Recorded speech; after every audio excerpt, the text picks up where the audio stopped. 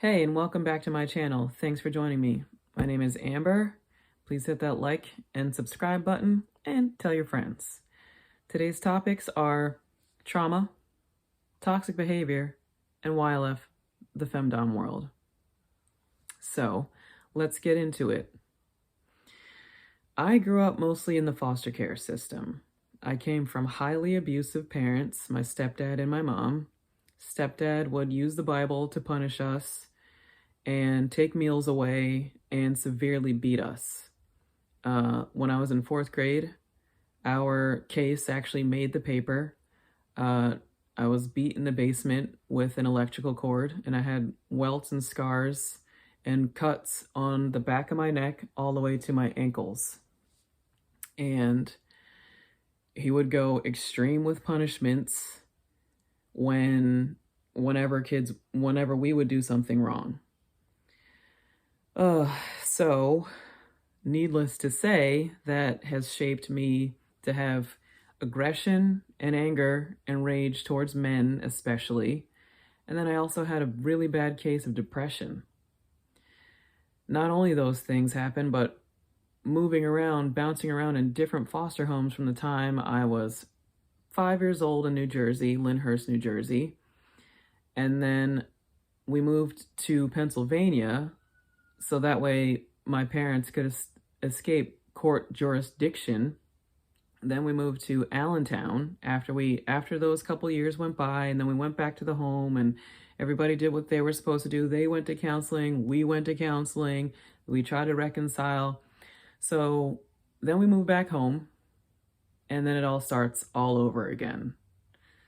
This man would toxically use Christianity as his platform for punishment. And my mother never stood up for me, ever. In fact, she died without even saying sorry for anything. So there's closure in that I still have to work on. But in that, growing up in the system, being put on medication against my will since the time I was 11 years old in Allentown, Pennsylvania, antidepressants, anti-rage. I was on Wellbutrin. I was on Risperdal for years and years. And that wasn't my only foster home. I bounced around. I had a couple different homes, a couple different agencies. There was a couple times where I even was in group homes. I spent a couple times even in psych wards. I felt like killing myself along the way. And whether or not that was, real actual attempts, my mind was there. I know that people can say, oh, well, kids just look out for, you're just seeking attention. And if I was seeking attention, I still needed to get help. And that led me to, doing things that aren't healthy. I got pregnant at 19 years old. My son's father is not in the picture. This person I met in my foster home, and that just went to beyond shit. So that's a part of my single mom journey, and it's also a part of what led me to being a dancer, a stripper dancer specifically. And then as years went on, then it started to morph into other things. My rage and anger towards men only grew.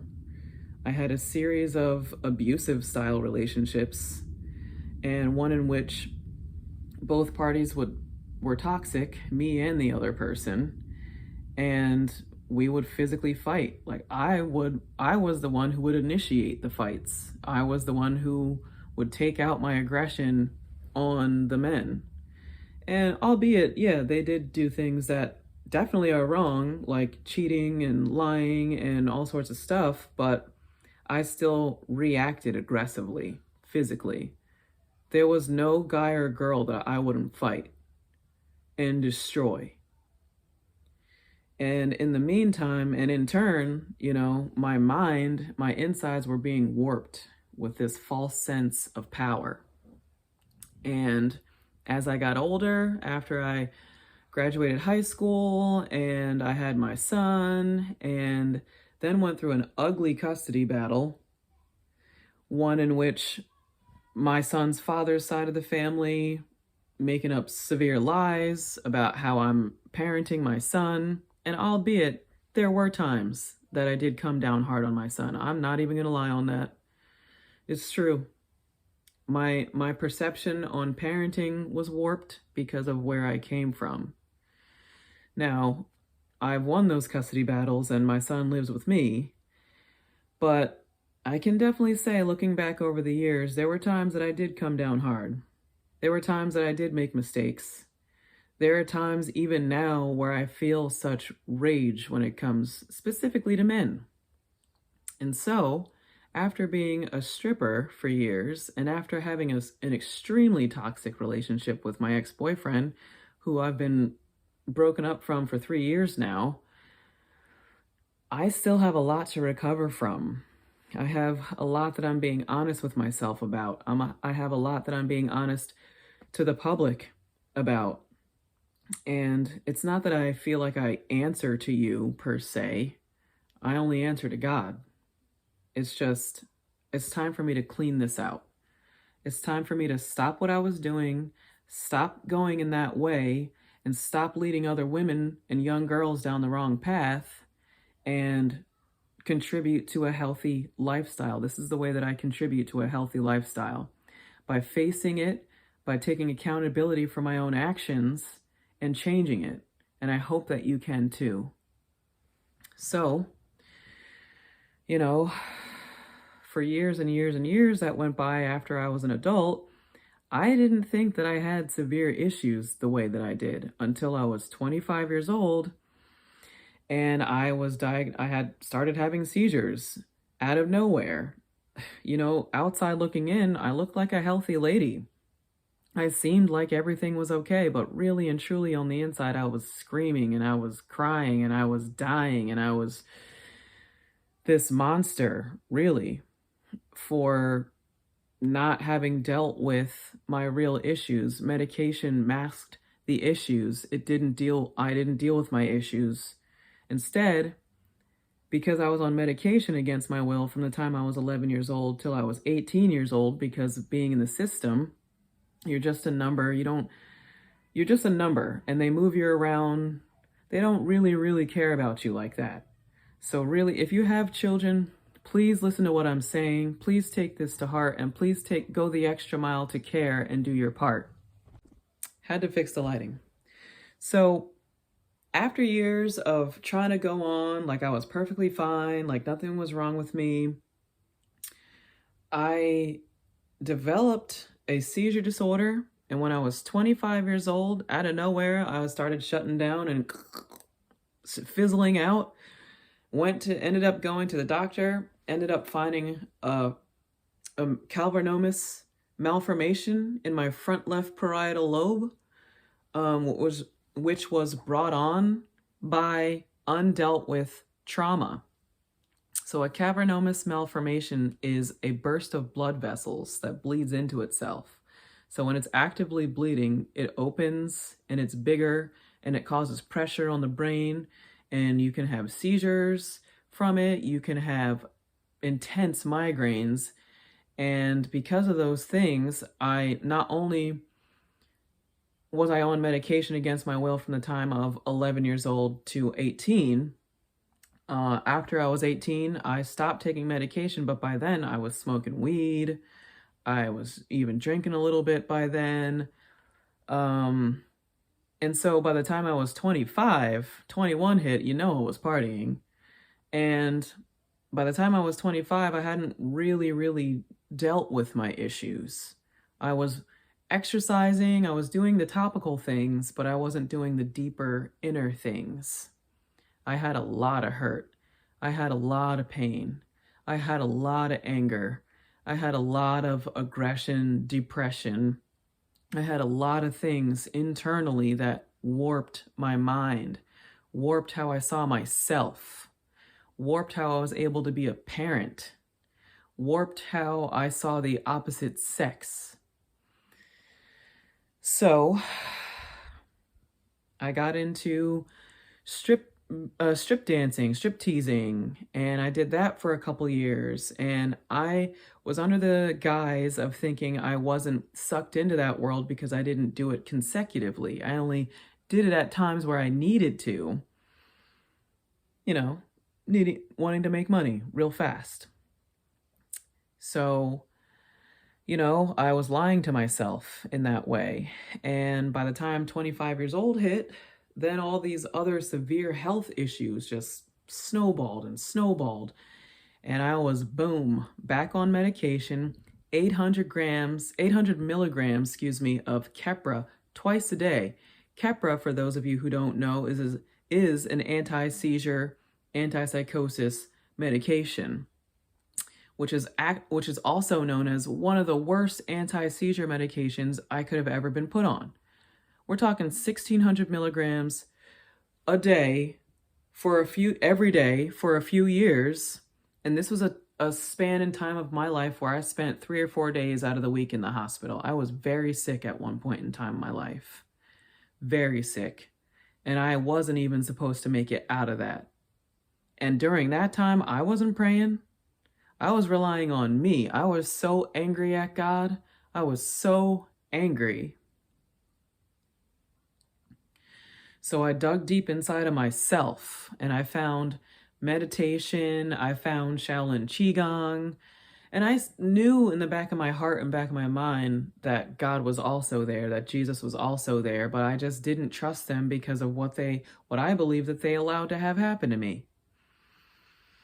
So I was angry at God. I was angry at the father figure. I was angry. So I went my own way. I started calling myself a goddess. I started doing things my own way. And it only led me to more toxic situations, more toxic relationships, which were all mostly physical. And not in a way where they attacked me. I was the one who initiated the fights. I was the one who would slap the living bullshit out of them every single time that they would do something wrong. That's toxic. That's crazy toxic. Yeah, I'm telling you the truth. And I'm telling you how I got led to being a dominatrix, because in the world of being a stripper and not just smoking weed and drinking some alcohol, I did other things. I did some coke sometimes. I did some Adderall sometimes. I was under the guise of I wasn't addicted because I didn't do anything back to back to back. But really, I wasn't dealing with my own issues. So in that, addiction came. Even if I didn't do it consecutively, I still relied on other forms of outlets to make me feel better. And so in the world of stripping, then I find out about the dominatrix world, and oh my God, there's a whole world of men who just want to be dominated, and I can make twice as much money and I get to beat guys up. Oh my God, what have I been doing with my life? Of course I want to do this. It's perfect for me. So then the lie grew. The lie morphed into something else. The lie morphed from you're okay to, oh, it's okay to do this job because, it helps you get your aggression out and you also get to make money. Lies, straight from the devil, lies. I left the femdom world because I grew out of it. At first, I was like, yeah, I want to do this. And it felt great. There were times, oh my goodness, there were times that I would, so for instance, I'm not going to say any names, I'm not giving up identities, but, guy wants me to step on his face with my whole foot and smush my foot in his face and flex over him. And I'm Venus, the goddess of love and war, and that was my thing. And it made me feel good. It made me feel powerful. But those things were false. Because if I really believed that, I'd still be doing all those things. I knew in my heart where this anger stemmed from. And I knew that it wasn't right. But I kept lying to myself. I kept going after this because the attention was addicting, and the feelings of knowing that I get to go dominate someone. First off, you're not dominating somebody if they request your services. They're dominating you. So that's false. That was an illusion. Not even real. The money was great. And at this point in my adult life, I'd already been a certified personal trainer. I'd already put my best foot forward and worked in gyms. And what led me to this dancing world, this is all adds up. I was a server first, and then I was a bartender next, and then I was a dancer, and then I was a dominatrix. All of those things are in the same category. And I I I rode that bull like no other. I'll tell you. I'm not ashamed of my past. I'm just no longer the same person from my past. And I'm sharing this with you because I want you to know my journey. I want to see myself at my turning point.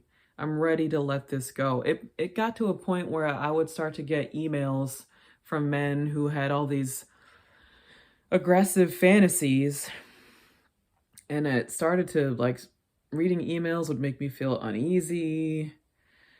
And then we get to a point where I broke my right foot twice. First time I broke it was when I skipped the bottom step when I was angrily chasing my ex-boyfriend after I found all sorts of cheating category porn on his phone. Not even just regular porn, cheating category. So I beat that grown man's ass. And I chased him around our house. And we had the worst, that relationship was the worst relationship. I should have walked away from that relationship from date one. The very first date that we've had together, the first time he asked me out to dinner, he's neck breaking at other women in front of me and flirting with other women in front of me. I walked out of the restaurant and he chased after me and did this whole blubbery cry crap, and I believed him. And when I decided to keep dating him, I thought to myself, oh, I can show this person. I can show them how to be a better person. Toxic, narcissistic, and just flat out bad. That last relationship really broke me. Really, really broke me. And that's why I'm still single 3 years later. I have deep issues that need tending to.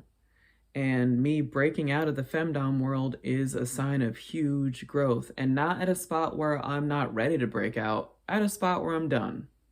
I'm done. I don't want to take on these grown men's issues because it's not just about being a dominatrix or a power figure. Any person you come across like that, you also take on their soul issues, their problems, and it weighs down on you. And me being as hypersensitive as I am, it would affect me. It would affect me hard. And trying to raise a young boy by myself, no, it doesn't work. This past year, I had to travel a lot across the nation for my work. And like I said, don't get me wrong, I had great times. But every time I would come back and my son would be 5 steps backward instead of where I left him, it would hit me. It would hit me hard. And eventually, I got so tired of it that I just pulled myself out of it. I got tired of dealing with these grown men's fantasies in their emails, and also got tired of my son constantly going through something because I wasn't adequate or I wasn't around or what have you. So now here I am, leaving the femdom world, things that were unchecked from my childhood, that all I can do is just face those things and do my best to make better decisions, to not repeat the cycle of abuse, to free myself and break the generational curses off of not only myself, but also my son. And now we live in Florida with my sister, who is married. The beauty of being one of 8 siblings, I have brothers who are positive male role model figures for my son to look up to, and my sister's husband as well, without me having to get into another false relationship with another freaking loser going through this whole cycle all over again. And I'm not putting the thing on somebody else. I'm saying what you put out there is what you get back. I thought many times, how did I end up here? Because I didn't check what was inside of me. I was working on the outside and not on the inside. And now my inside work is deep, and I'm sharing it with you. I want you to know, and I want other girls and other women to not go down this path. And I want other men to know that women who are in things like that aren't okay. They're not. Most times, anyway. There are a few women, a few gems here and there that I have met in the femdom world who didn't come from a broken background, who genuinely do enjoy that as a part of who they are. That's not me. It's really, really not my heart and soul. I own the fact that I have anger and aggression issues, and I also own the fact that I need to heal from these things. And this is me healing. This is me sharing parts of my truth with you. And now, especially with the way that the world is, I cannot be responsible for leading anybody else down this path. I can only do my best to help lead you in a better path. So trauma, I was traumatized as a child, and many times over the years. It led me to toxic behaviors, drinking, smoking, uppers, toxic relationships, toxic parenting, all sorts of things. And waking up and doing a lot of deep soul work ever since I decided to leave my ex-boyfriend 3 years ago, that's where I really started to really truly unravel, and one layer at a time. And now I'm here. I exit the femdom world. I'm not in it anymore. I'm not ashamed of my past. I am no longer who I was from my past. And this is my message to you. If you think you're okay, chances are you're not. It's okay to admit that you have problems. It's okay to admit that you're not okay. You got to acknowledge these things. You have to be accountable for them.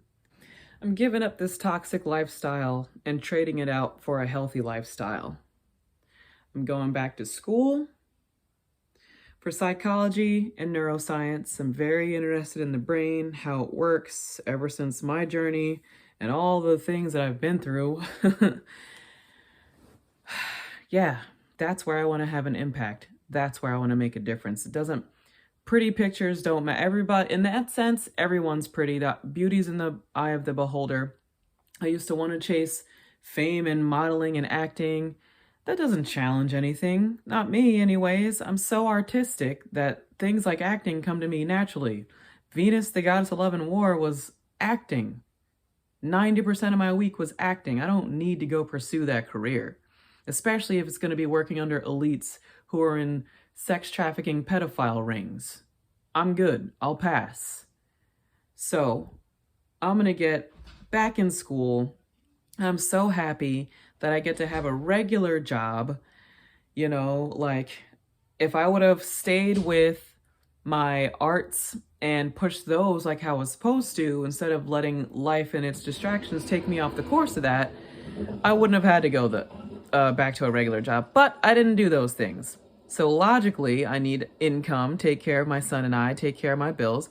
I got a regular job. I'll be going back to school, and I'll be doing the art markets on the weekend. And 5 years from now, I'll be in my actual career. 40's the new 20. I'm all right. I'll be all right. I just hope to inspire you, and I hope to help lead the change for the positive, greater good of all. Thank you for joining me, and I hope to see you soon. Leave your comments below, and hey, let's get at it. Happy Saturday.